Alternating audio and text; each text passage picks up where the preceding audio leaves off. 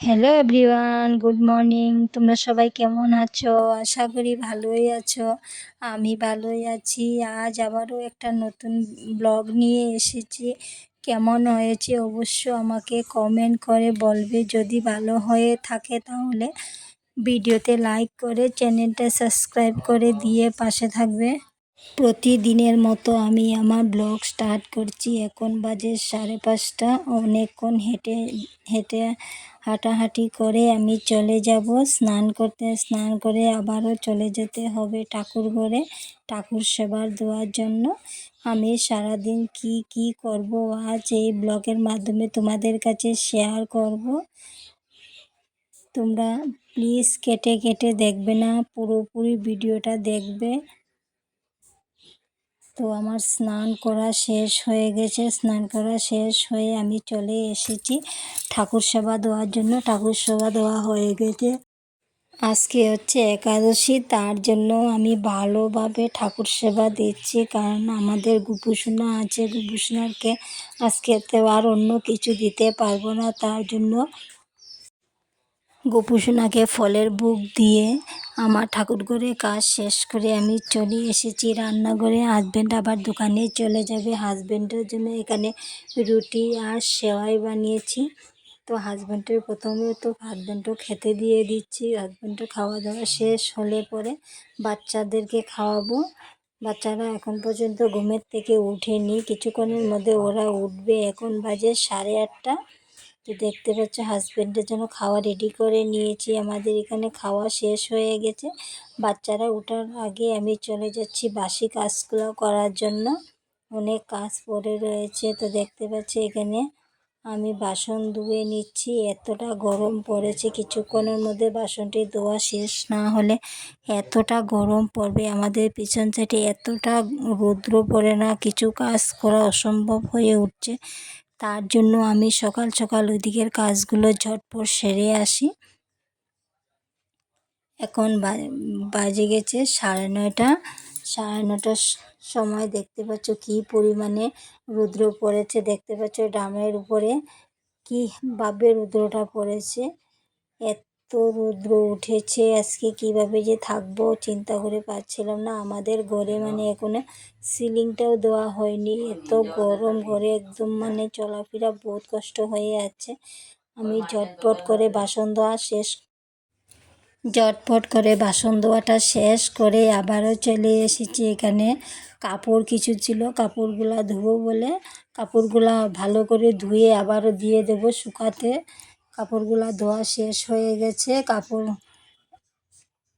আমি রেখে চলে আসছি ঘর গোছানোর জন্য।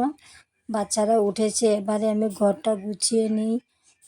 তো দেখতে পাচ্ছি এখানে আমি বিছনাটা গুছাচ্ছি। বিছনাটার মধ্যে এত নোংরা পড়ে রয়েছে, তার জন্য বিছনাটাকে অল্প ঝাড়ু মেরে সাফা করে দিয়ে চলে যাব আমি অন্য কাজ করার জন্য। গরমের জন্য কোনো কাজ করতে ইচ্ছা করছিল না। কি কাজ করব, এতটা বিরক্ত লাগছে, কি করব। ফ্যানের হাওয়াগুলো গরম গরম লাগছে, এতটা গরম পড়েছে। এখন বাজে 10টা বাজলে কি হবে, 10টার রৌদ্রটা পুরি 12টার মতো হয়ে পড়েছে। এত গরম। তোমাদের একদিকে কেমনভাবে গরম পড়েছে অবশ্য আমাকে কমেন্ট করে বলবে। যে যেখান থেকে আমার ভিডিওটা দেখছো অবশ্য আমাকে কমেন্ট করতে ভুলবে না। কিন্তু আমার এখানের কাজগুলো শেষ হয়ে গেছে। আমি বাসনগুলো ধুয়ে আনছিলাম যে বাসনগুলো এবার গুছাবো। তো দেখতে পাচ্ছ এখানে র্যাকটার ধুলোগুলো অল্প মুছে নিয়েছে, অনেক ধুলো পড়েছিল, ধুলাগুলো মুছে নিয়ে বাসনগুলো অল্প গুছিয়ে দিয়েছে।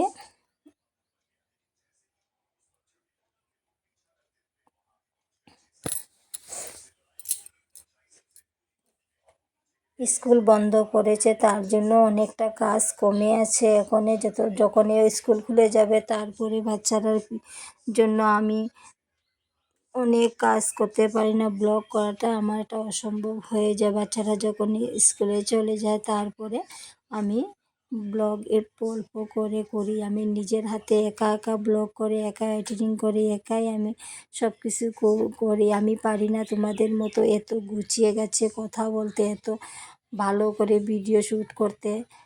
যেমনভাবে পারি তেমনিভাবে আমি তোমাদের কাছে শেয়ার করছি। প্লিজ যদি কোনো ভুল হয়ে থাকে আমাকে অবশ্য বলবে, আমি চেষ্টা করব ভুলটা শুধরে নেওয়ার জন্য। কিন্তু একা একা তো কিছু করতে পারছিলাম না, বুঝতে পারছিলাম না কোন দিকে ভালো হয়েছে বা কোন সাইডগুলো খারাপ হয়েছে। প্লিজ তোমরা আমাকে বলে দেবে। আমার দিকে ঘর ঝাড়ু দেওয়া শেষ হয়ে গেছে, এবার সিঁড়িটাকে ঝাড়ু দিয়ে ঘরগুলা মুছে নেব। আবারও দুপুরে রান্না করতে হবে, বাচ্চারা তো খাবে। আমরা দুজনে সেনা একাদশী করেছি, বাচ্চারা তো একাদশী করে না, বাচ্চাদের জন্য আবারও ভাত রান্না করতে হবে। তার জন্য ঝটপট করে আমি ঝাড়ুর মারা শেষ করে আবারও এসে পড়েছি ঘর মুছনের জন্য। ঘরটা এখানে মুছছি, দেখতে পাচ্ছ জায়গাটাকে আমার বাচ্চা কী করেছে। আমার প্রায় ঘর মোছা শেষ হয়ে গেল। ওইখানে কাপড় ধুয়ে রেখেছিলাম, এবার এই কাপড়গুলো দিয়ে দিচ্ছি রোদে শুকানোর জন্য। দেখতে পাচ্ছ রোদের কালারটা কেমন হয়েছে। এখন বাজে 11টা, 11টার সময় দেখতে পাচ্ছ আমি যে কাপড় মেলছি আমাকে পুরোপুরি দেখা যাচ্ছে না, এইভাবে কালারগুলো হয়েছে রোদের। একটা একটা করে কাপড় মেলে দিচ্ছি আর মনে মনে ভাবছি আজকে মনটা এতটাই খারাপ যাচ্ছে, কি বলবো তোমাদেরকে বলে আর বোঝাতে পারছিলাম না। আজকে ছিল আমার বান্ধবীর বিবাহবার্ষিকী, তো ওর বিয়ে হয়েছে 6 মাসের মধ্যে, ও মারা গিয়েছে। আমার খুব ভালো প্রিয় বান্ধবী ছিল। ওর বিবাহবার্ষিকীর দিনটা এত মনে পড়েছে। আজকের দিনে ওর বিয়ে হয়েছিল, আমি ওর পাশে ছিলাম। আজকে ও দুনিয়াতে নেই, এতটা মন খারাপ ছিল। ও আমার খুব ভালো বন্ধু ছিল। আমি যখন অসুস্থ ছিলাম ও আমার খুব টেক কেয়ার করতো। ও আমাকে খুবই ভালোবাসতো, নিজের বোনের চেয়ে বেশি ভালোবাসতো। সে আজকে দুনিয়াতে নেই, কিন্তু ওর স্মৃতিগুলো আমার সব সময় মনে পড়ছে। ওকে আমি কিছুতেই ভুলে যেতে পারছিলাম না। কি হয়েছে, কি প্রবলেমে যে ও মারা গিয়েছে ওইটাই আমি এখন পর্যন্ত জানতে পারছি না। কিন্তু জানার খুবই ইচ্ছা ছিল, কিন্তু জানতে পারছিল না। ও তাকে ত্রিপুরাতে, আমি বর্তমানে এখন আছি আসামে। আমার বাড়ি ছিল ত্রিপুরা যখন ছিলাম তখন আমরা দুজনেই একসাথেই ছিলাম। আমার বিয়ে হয়ে গেল আসামে, ওর বিয়ে হয়ে গেল ত্রিপুরাতে। আমি যখন আসাম চলে আসলাম, ওর কি এক বেমার হয়েছিল, কিন্তু বেমারে হয়তো মৃত্যুই লেখা ছিল। ওর ট্রিটমেন্টেও চলছিল, ট্রিটমেন্টের মাঝামাঝি ও মারা গেছে। কিন্তু ওর কথা আমার খুবই মনে পড়ছে আজকের দিনে। তার জন্য আমি এই কথাটা তোমাদের কাছে শেয়ার করছি। আমার মতো কার কার এইভাবে প্রিয় বান্ধবী আছে অবশ্য আমাকে কমেন্টে বলবে। আমরা দুজনে একসাথে খেলাধুলা করতাম, একসাথে স্কুলে যেতাম। স্কুল লাইফটা আমরা খুব সুন্দর কাটিয়েছিলাম। তার জন্য হয়তো আমি ওকে বেশি মিস করছি।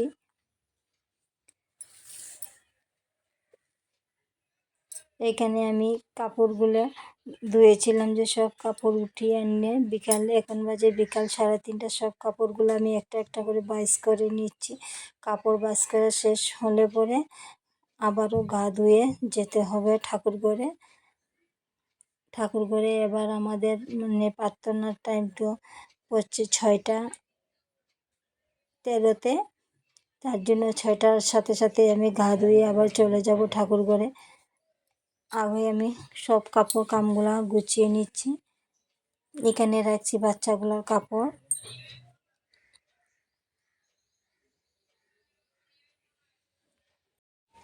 এখানে আমার কিছুটা কাপড় গুছানো শেষ হয়ে গেছে, আরও কিছু বাইরে রয়েছে।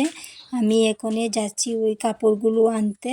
কাপড়গুলো আনা কাপড়গুলো একসাথে সব কাপড় ভাঁজ করে রেখে যাব বাচ্চাদেরকে কিছু খাওয়া দেওয়ার জন্য। খাওয়া দিয়ে আবার চলে যাব, স্নান করে ঠাকুর ঘরে যাব। আর বিশেষ কিছু বলছি না, এখানে শেষ করছি। Tata, bye bye.